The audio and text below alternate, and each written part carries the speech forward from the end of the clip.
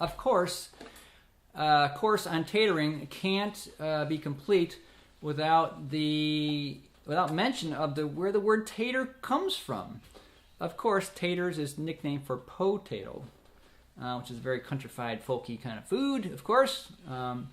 And taters is dear to the heart of many who play fiddle music. But from everything I understand, the nickname of tatering came from the rhythm that fiddlers play. Po-tato, po-tato, po-tato, po. So maybe your Suzuki teacher taught you that. Po-tato, po-tato, po-tato. In some fiddling and bluegrass circles, I've heard this called shuffle bowing. Not to be confused with shuffle rhythm of blues. Blues is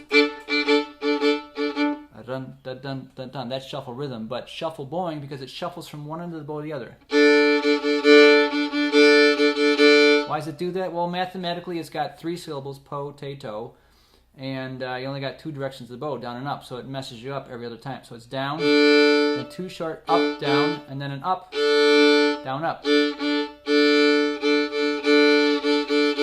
I find that messes with a lot of beginners' brains at first, but it's like riding a bike. Once you just force yourself to think it through,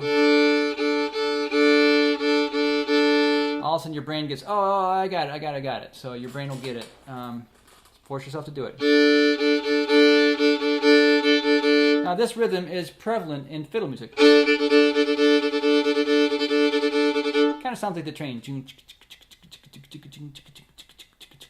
You know, the whole train metaphor in music.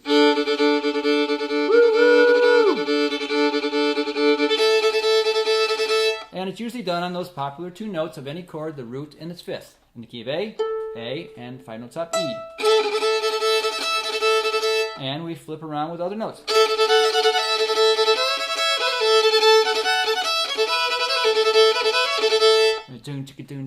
It's going all the time. The notes I was just adding there were from the major pentatonic scale.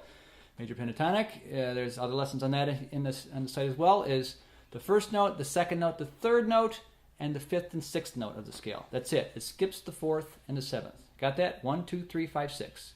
1, 2, 3, 5, 6. I'll say it again.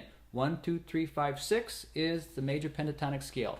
In the key of A, that would be A, B, C sharp, no D, E, F sharp, no G sharp. And of course, A again, octave.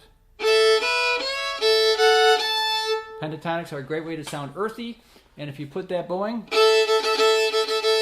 start flicking those notes around it. It's okay if you lose the potato bowing for a second.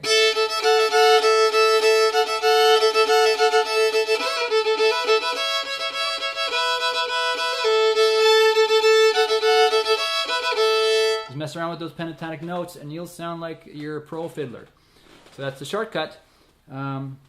So potato, potato, or tatering as it's called, that's really where it comes from. I didn't know, I wasn't hip to that term because, like I've told you before, I'm not a fiddler first. I was a jazz violinist first and rock violinist first. Actually first classical, then rock and jazz. But I kind of deepened my roots at one point and got into Cajun fiddling, and then more the new grass fiddling I embraced in later years. And when I first started playing in a Cajun band, it was I think it was Stuart Ziff, a well-known guitar player in Nashville, who's from my hometown of Buffalo. He had come back for a visit and saw the leader of the Cajun band I was playing with. And he goes, "Oh, Jeff knows how to tater and stuff." I didn't know that. He thought I was just a rock player, a jazz fusion player, which I was. And I heard him say that, and I go, oh, that's what it's called? I didn't even know. I wasn't hip to that term.